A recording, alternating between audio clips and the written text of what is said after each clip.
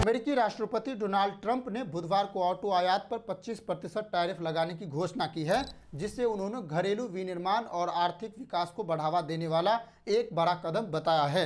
White house का दावा है कि यह नीति अमेरिका में ऑटो उद्योग को मजबूत करेगी और स्थानीय स्तर पर उत्पादन को प्रोत्साहित करेगी। ट्रंप ने संवाददाताओं से कहा, इससे विकास को गति मिलेगी।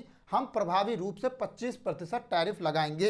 यह टैरिफ 3 अप्रैल से लागू होने वाला है और प्रशासन को उम्मीद है कि इससे सालाना $100 बिलियन की आय होगी। उनका मानना है कि यह कदम अमेरिका, कनाडा और मैक्सिको में फैली जटिल आपूर्ति श्रृंखलाओं को खत्म कर देगा, जिसे वे हास्यास्पद मानते हैं, और अमेरिका में नए कारखाने के निर्माण हो और इसको बढ़ावा मिलेगा। हालांकि यह फैसला वैश्विक आपूर्ति श्रृंखलाओं पर निर्भर वाहन निर्माताओं के लिए चुनौतीपूर्ण साबित हो सकता है।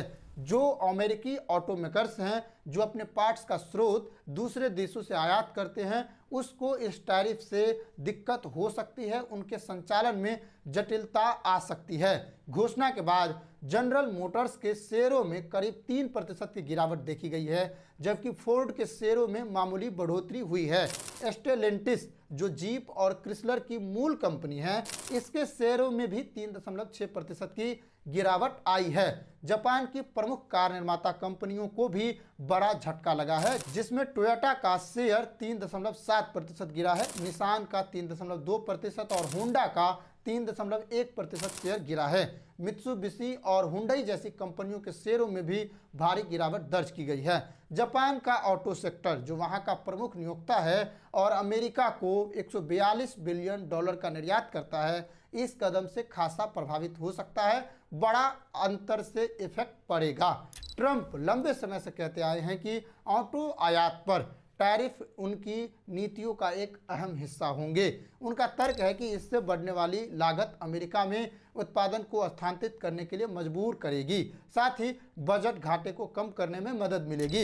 लेकिन विशेषज्ञों का कहना है कि नए कारखाने को डिजाइन करने, बनाने और चालू करने में कंपनियों को कई साल लग सकते हैं। अगर यह टैरिफ पूरी तरह उपभोक्ताओं पर डाला गया तो आयातित वाहनों की औसत कीमत $12,500 तक बढ़ सकती है, जिससे समग्र मुद्रास्फीति में वृद्धि हो सकती है।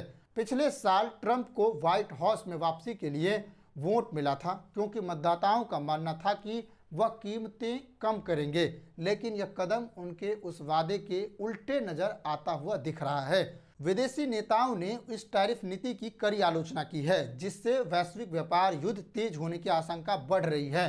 कनाडा के प्रधानमंत्री मार्क कार्नी ने इसे एक बहुत ही सीधा हमला करार देते हुए कहा, हम अपने कर्मचारियों, कंपनियों और देश की रक्षा करेंगे। यूरोपीय आयोग की अध्यक्ष अर्सुला वान डेर लेयन ने भी इस फैसले पर खेद जताया है और कहा कि टैरिफ व्यवसायों और उपभोक्ताओं के लिए नुकसानदायक है, चाहे वह अमेरिका हो या यूरोपीय संघ। यूरोपीय संघ अब इस कदम के प्रभाव का आकलन कर रहा है और जवाबी कार्रवाई की योजना बना रहा है। इस बीच ट्रंप ने कार खरीदारों के लिए एक नया प्रोत्साहन भी प्रस्तावित किया है, जिसमें अमेरिका में बने वाहनों के लिए ऑटो लोन के ब्याज को संघीय आयकर से कटौती की अनुमति दी जाएगी। हालांकि यह कटौती टैरिफ से पहले होने के वाले राजस्व को कम कर सकती है। कुल मिलाकर यह नीति वैश्विक ऑटो उद्योग और अर्थव्यवस्था पर गहरा असर डाल सकती है। इसका असर भारत के टाटा कंपनी पर भी हुआ है। भारत के टाटा कंपनी पर 6% की शेयर की गिरावट हुई है इस टैरिफ की घोषणा के बाद। टाटा के शेयर गिरे हैं, इसका मतलब है कि इससे भारत की कई कंपनियां भी प्रभावित हो सकती है, जो छोटे तौर पर अपने ऑटो सेक्टर को निर्यात करती है। इस तरह ट्रंप दुनिया भर के देशों को टैरिफ नीति से धमका रहा है, टैरिफ नीति को लगा रहा है, जिससे दुनिया भर के औद्योगिक व्यवस्था पर बड़े हालिया सवाल खड़े हो रहे हैं। बहुत ही बड़ा निशान आगे छूटने जा रहा है, क्योंकि जिस तरह से टैरिफ नीति की घोषणा की जा रही है, इससे दुनिया भर के कई कंपनियों को भीषण लॉस होगा और भारी मंदी का सामना करना पड़ सकता है। भारत में भी इसके खासे असर हैं, लेकिन भारत की सरकार इस पर अभी चुप्पी साधे हुए हैं, इस पर इनका कोई बयान नहीं है। हालांकि देखते हैं कि कब तक ट्रंप की नीतियों को लेकर भारत की नरेंद्र मोदी सरकार चुप रहती है।